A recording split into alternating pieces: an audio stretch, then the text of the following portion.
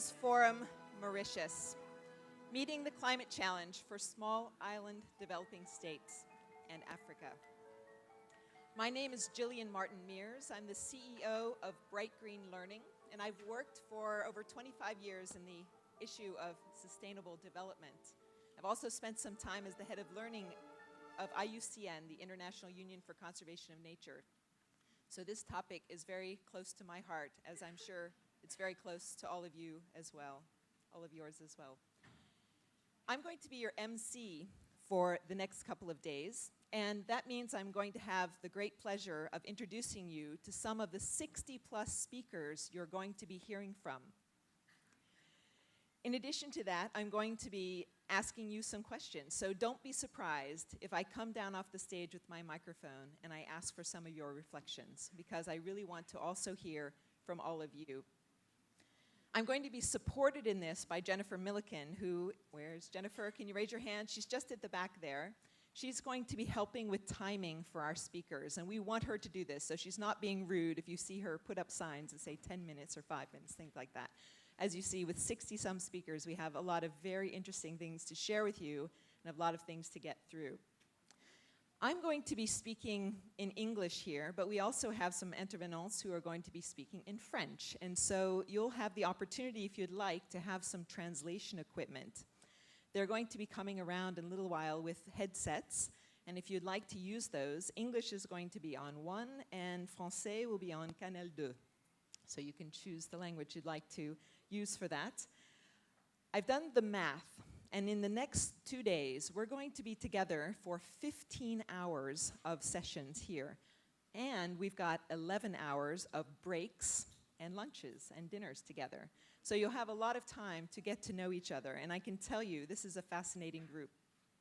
We have some 350 participants with us for the next couple of days. We also have something like 50 people from the media. So if you come from the media, if you're a writer or a journalist or a blogger for any of the kinds of media, could I ask you just to stand up right now, if you're willing to stand up?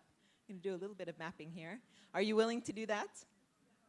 With it, let us welcome our media colleagues who are going to be helping us spread the word for this event. So welcome all of you. Wonderful. We also have people here from 7 islands. So if you're coming from an island to the Women's Forum, could I ask you to please stand up, including this one? So if you're from Mauritius, please stand up if you live on an island and work on an island. Look at that. That's fantastic. So I know we have a very large group from Mauritius, but I'd just like to ask the people who are coming from islands who aren't Mauritius to please stand up, because I know you're coming in some cases from Fiji, Trinidad and Tobago. So if you come from an island that's not Mauritius in this case, please stand up. Great, welcome. Welcome to all of you. So actually, we represent 41 countries in the room, if you can believe it. And you're coming from all over the world. We have a very large delegation coming from South Africa. So could I ask our colleagues from South Africa to stand up, please? If you are here from South Africa, I know we've got about 18 people. So today's lunch will be in their honor, so you'll get to meet them at lunchtime, if you'd like, in addition to all the other times we have together. So as you can see, we have a very fascinating group. So we have a lot of people who are coming from the government sector. We have people from local government, but we also have governors, senators, ministers, and president, of course. We also have artists, writers, journalists, broadcasters, scientists, climate change negotiators, Nobel Prize winners, promising students. We have people who are CEOs, social entrepreneurs. You work in startups, and you work in multiple boards of directors. I've been reading your bios, and you're really going to be very excited to meet each other over the next couple of days. I could go on, but these 2 days are going to fly by. And so I'd like to give you a moment now to think about what you want to get out of the next couple of days. So you might be looking for some specific piece of information about our theme, but you also might be looking for funding for your new startup idea, or maybe a new director for your board. can I give you a moment just to think for a minute what you would like to get out of the next couple of days? Just think for a moment. Maybe make some notes for yourself, one or two things. What do you want to get out of the next 2 days of the Women's Forum? And now I'd like to ask you to look around you and speak to someone that you don't yet know. Introduce yourself and tell them what you'd like to get out of the next 2 days. Because if we share our goals with each other, we can help each other achieve them. So please introduce yourself quickly, someone you don't know who's standing around you.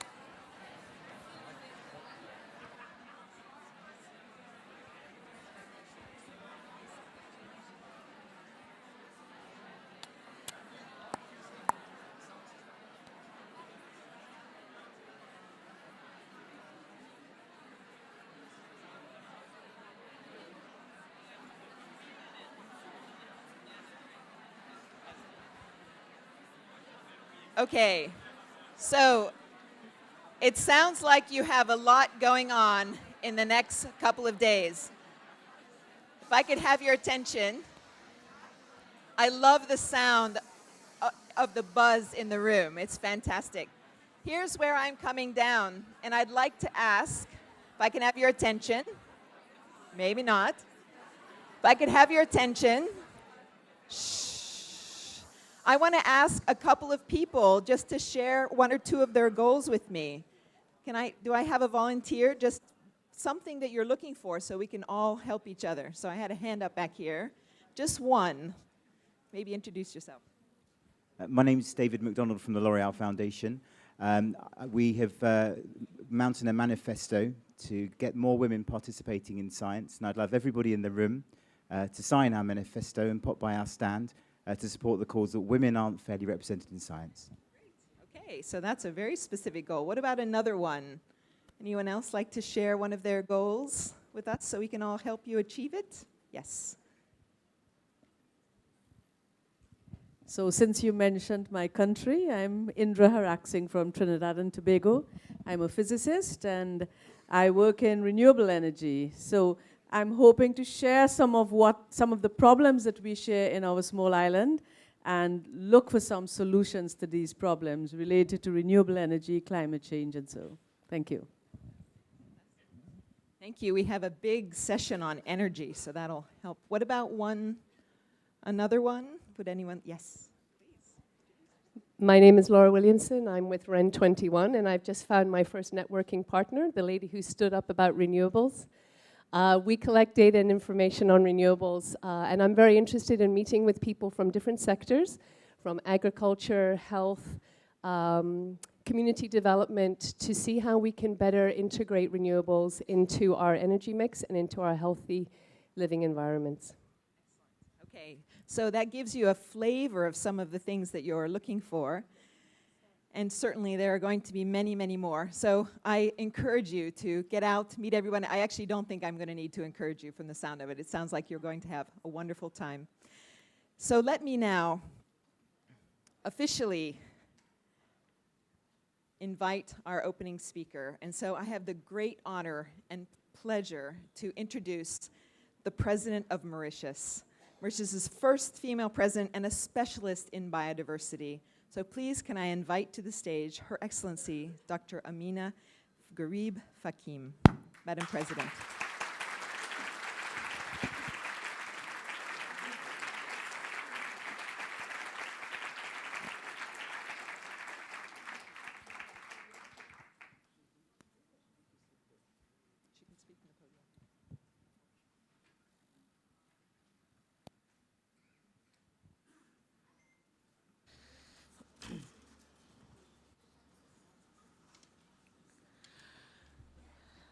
Mrs. Laurence Toubiana, French Ambassador for Climate Negotiations, Excellencies, members of the Diplomatic Corps, Mrs. Jacqueline Franjou, Chief Executive of the Women's Forum, Honorable Minister, distinguished guests, ladies and gentlemen, a very good morning to you all, and a special welcome to all the participants who have traveled to Mauritius for this important gathering. It is indeed a great pleasure to be with you all for the launching of the Women's Forum Mauritius 2016. My special greetings to the Honorable Mrs. Gurib-Fakim, member of the Turkish Parliament. This event is being held for the first time in the African region, more particularly in a small island developing states, as SIDS. Its main objective is to underscore the preparedness of Mauritius, the SIDS, and the African countries in addressing the challenges and the implications of climate change. As I've said previously, women are those who are and will be more affected by the impacts of climate change, since they are more dependent for their livelihoods on natural resources that are now presently under threat. This forum is also a natural follow-up of the COP21 summit held in Paris last November and December, and the subsequent signing and ratification of the Paris Agreement by Mauritius last April in New York. The Paris Agreement was sealed when consensus was reached among countries to reduce their carbon emission and contain temperature so it does not rise beyond 2 degrees by the year 2100. In Paris, it was agreed that climate change is no longer an abstract scientific projection. It is reality. That is why it is critical to increase the involvement of one and all, especially women, at all levels to tackle the adverse effects of a changing climate. Mitigation and adaptation measures have been translated into appropriate policies and strategies which, if crafted in a timely manner, will increase our resilience to deal with climate issues.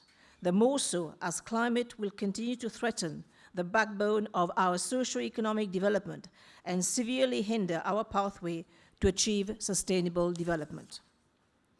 More frequent severe weather events, changing rainfall patterns, and a sea level rise are now a reality.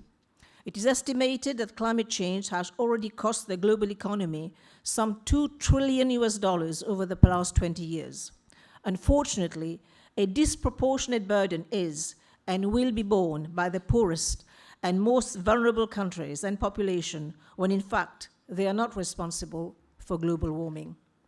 Small island developing states, the SIDS, are already experiencing severe storms, flash floods, increased sea level rise, with seawater affecting potable water, as well as impacting agricultural land. In drought-prone regions in Africa, food insecurity and poor harvest are now a reality.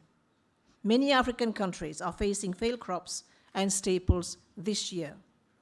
Climate change is also being held responsible for another phenomenon, the increasing number of climate refugees. Many small island states constitute biodiversity hotspots. Over 32 biodiversity hotspots occupying a total land area of 1.4% of the entire land surface of the planet and host to over 40% of the global biodiversity are located in SIDS. This very small land area provide already over 35% of the entire ecosystemic services to vulnerable communities. Biodiversity underpins life on Earth, and yet we take all this for granted and go further to assume it is limitless. It is not. A few weeks ago, the results of a long-term study on the health of the Great Barrier Reef off the coast of Australia have found that a recent mass bleaching has killed 35% of corals on the northern and central Great Barrier Reef. This month itself, a British magazine has published pictures revealing the extent of the longest global coral reef bleaching in history that is impacting the Maldives, the Indian Ocean archipelago. Coral reefs are important for the health of the ocean and its ecosystem as they support and harbor a high density of diverse organisms. Any negative impact on this same marine life would imply the extinction of major elements of terrestrial life. Mauritius, already ranked 14th on the World Risk Report, has to deal with a rising sea level, 6 millimeter according to a recent report, and this figure is significantly higher than the global average. Recent events of flash flooding, changing weather patterns, peak temperatures are all pointing to the effects of a changing climate. Temperatures are reported to have increased by up to 1.1 degree over the last decade, thus surpassing the global average of 0.85 degrees. Annual precipitation have reduced by 8%, but are more intense and frequent, resulting in the occurrence of flood hazards. Kilometers of beaches are already eroded, and landslides are becoming a growing concern. These environmental changes have no doubt devastating effects on our economy. The climate change projection for Mauritius appear even bleaker, with a further increase in temperature by 2 degrees, a 13% decrease in total utilizable water, and a 30% decrease in agricultural production.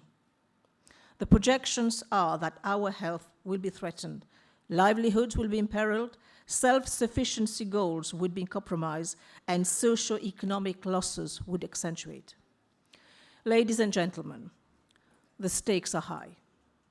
According to the World Health Organization, climate change is already causing tens of thousands of deaths every year, arising from more frequent epidemics of diseases like cholera, the vastly expanded geographical distribution of diseases such as dengue, and from extreme weather events like heat waves and floods. The WHO estimates that more than 7 million people die each year from diseases related to air pollution, making it the world's largest single environmental risk to health. Experts predict that by 2030, climate change will be causing an additional 250,000 deaths each year from malaria, diarrheal diseases, heat stress, and undernutrition alone. The heaviest burden will fall on children, women, and the poor, widening already unacceptable gaps in health outcomes. Ladies and gentlemen, for years, we have been too complacent about climate change issues.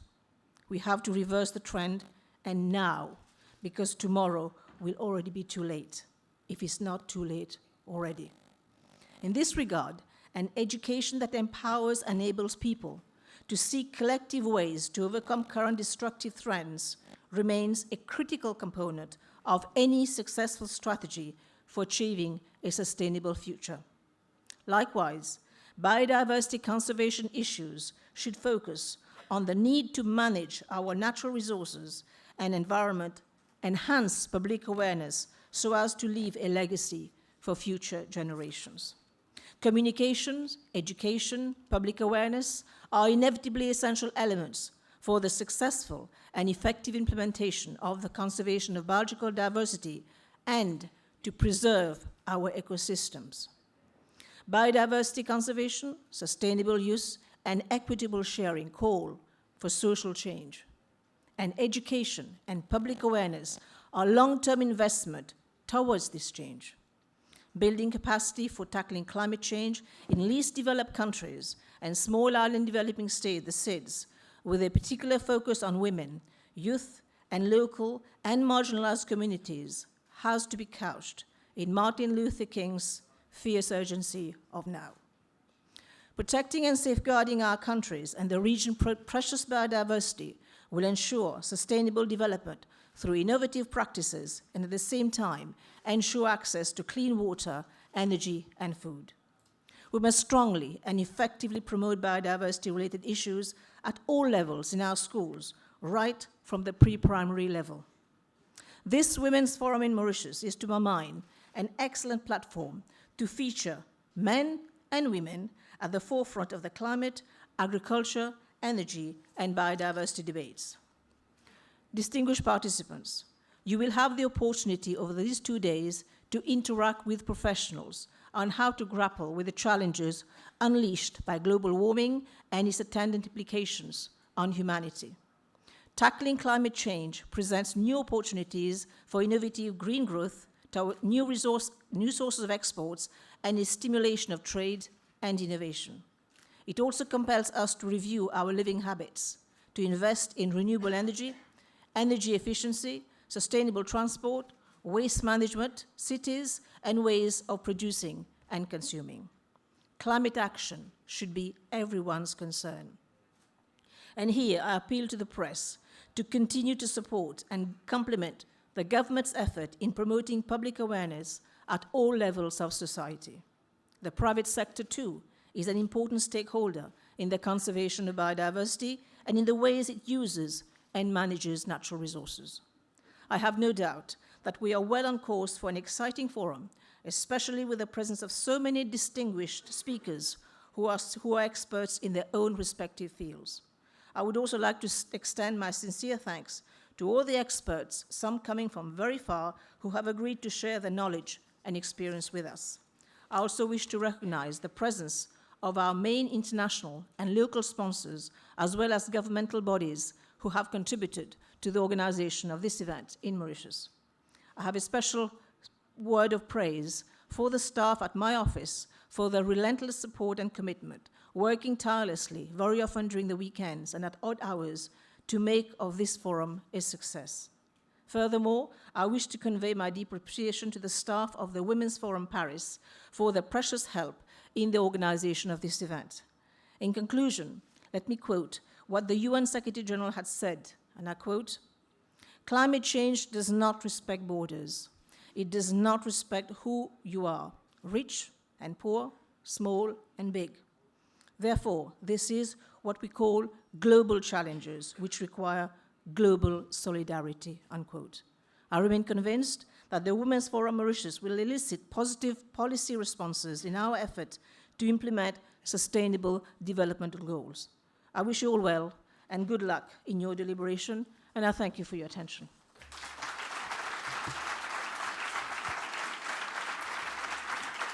Thank you very much, Madam President. Thank you. It's important to understand that context for the discussions we're going to have, the seriousness of it, and thank you also for sharing us some of your insights about the opportunities. Also for welcoming remarks, I'd like to introduce the following person who's the CEO of the Women's Forum for Economy and Society, Madame Jacqueline Franjou. Please, Jacqueline.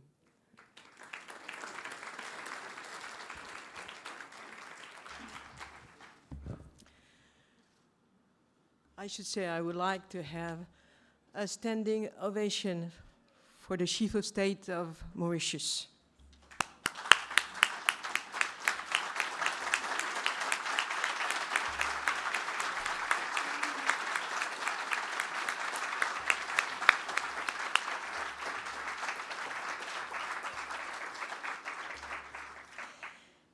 Your Excellency, Madame la Présidente de la République de l'île Maurice, Mr. the Senator and President of Réunion Island, honorable ministers, very distinguished guests, ladies and gentlemen. Madame la Présidente, let me start by a message I just received yesterday from Christine Lagarde. She asked me to present her best wishes to all of you, Mauritius people, Women's Forum, and people coming from abroad, and of course, Your Excellency, to you. She was supposed to be there, but some agenda and events cannot do it, but she will come. An enormous amount of creative energy and sheer hard work has gone into everything we are about to see in those 2 days, and hear, and say, and do together over the 2 days coming. But this all began with the of one woman. I'm sorry for your humility, Mrs. President. Her Excellency, Mrs. Ameenah Gurib-Fakim. Every time she participates in one of our Women's Forum meetings, Dubai, Deauville, she captivates the audience through the devotion to her country, her dedication to science, her intelligence, her insight, her eyes, and her smile. President Gurib-Fakim brought Mauritius to the Women's Forum, and now she has brought the Women's Forum to Mauritius. I want to tell you a little story. I met Ameenah in 2007 when she was a professor of organic chemistry at the University of Mauritius. She had just won the wonderful prize L'Oréal UNESCO for Women in Science in recognition of her groundbreaking work with medicinal plants. Last year, President Gurib-Fakim joined us at the 2015 Women's Forum Global Meeting in Deauville. A month before, she was due to play an important role for small island development states at the COP21 climate conference in Paris. In a keynote session in Deauville, and in her dual capacity as both scientist and stateswoman, she demonstrates why the need for climate action is particularly urgent, not only for our country, but for Africa and the rest, and all the world, and all the islands. I would say that temperature in Mauritius is increasing and surpassing the global average. Sea level is also rising at a significant higher level. The president insisted that her country and small island states receive recognition at the COP21 negotiation, not as a special case climate casualty, but as fully fledged members of the global community. We have to talk with one voice, she said, because when it comes to climate change, we all have special needs. In that same session, Laurence Toubiana, and I would like to have a greeting for Laurence Toubiana, a great person. Please, thank you very much. Laurence is the French ambassador for international climate negotiation. She's here today. She said the challenge lies in organizing, in putting our best efforts toward generating a great wave of activism for climate action. Let us take these words to heart as Forum in Mauritius, as we develop our theme, meeting the climate challenge for small islands developments, states in Africa.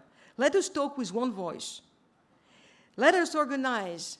Let us send an important message after these 2 days if we are to succeed in protecting biodiversity, in advancing climate change. We must rely on women leadership and ingenuity and think about our children and the children of our children. Today and tomorrow, we will hear the story of amazing women. We will have conversation with many other women, amazing women.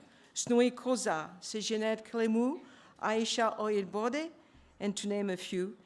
And let's not forget the amazing man here with us, because we cannot do anything without men. Just try to convince him that we are maybe sometimes better.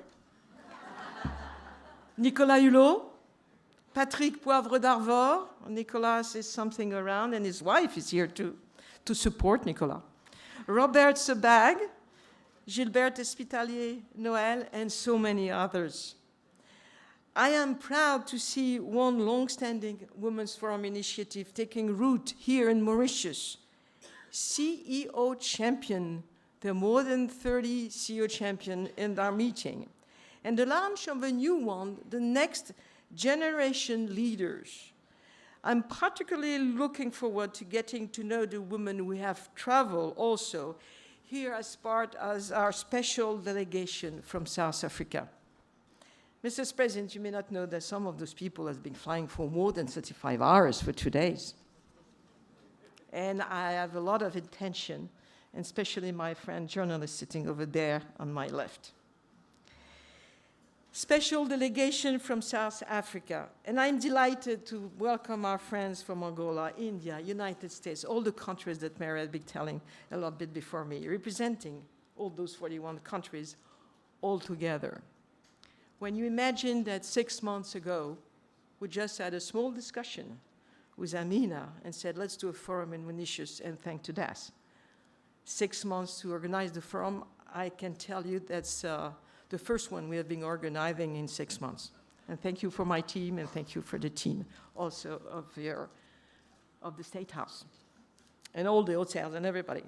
Perhaps I should say, here, all the women are the starting point for the Women's Forum, but I insist that we don't exclude men from our discussion.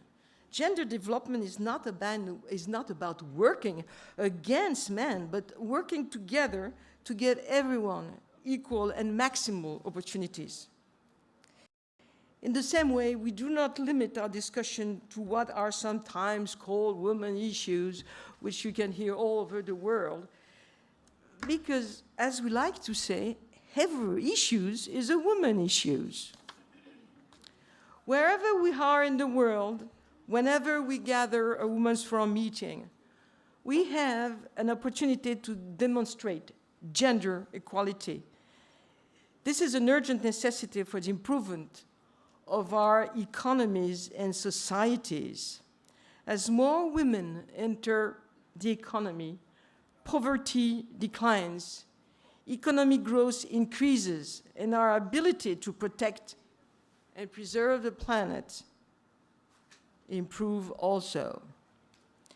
This is true whether we're in Mexico, where we come from 3 weeks ago. We had a forum in Mexico, in France, in Myanmar with Aung San Suu Kyi, in Brazil, 3 years, in Belgium, Italy, UAE, where your president made a fantastic, I should say, speech on science, and also meet the women from UAE in Dubai. Mexico, all countries where the Women's Forum has played a role in enabling women voices to be heard. In our sessions and workshops in Mauritius, we will consider the effects of climate change on ocean and tropical island ecosystems. We will look at strategies for improving public health. Thanks to Professor Sebag and Sanofi, we will identify next steps to maximize the potential of renewable energy for small island states. We will consider ways to promote cultures, and thank you for Patrick Poivre-d'Arvor, who is a writer on ocean, all kinds of books on ocean. He's a member of the Academy of Marine in France. Ways to promote culture, research, innovation, and entrepreneurship with young people. That's the most important thing, probably, maybe. Starting with women and young people, we will learn from each other. We will make connections. And please, we have to make friends. Peace is the most important thing in the world, and especially nowadays. I look forward to hearing from all of you. It's my honor, my privilege, and also all kind of thanks to have give us confidence. And all my team is very moved to be there, I can tell you. It's not a question of business, it's a question of love and friendship. So I declare open the first ever Women's Forum in Mauritius and in the island. And thank you to all of you. And I will see you. Wonderful.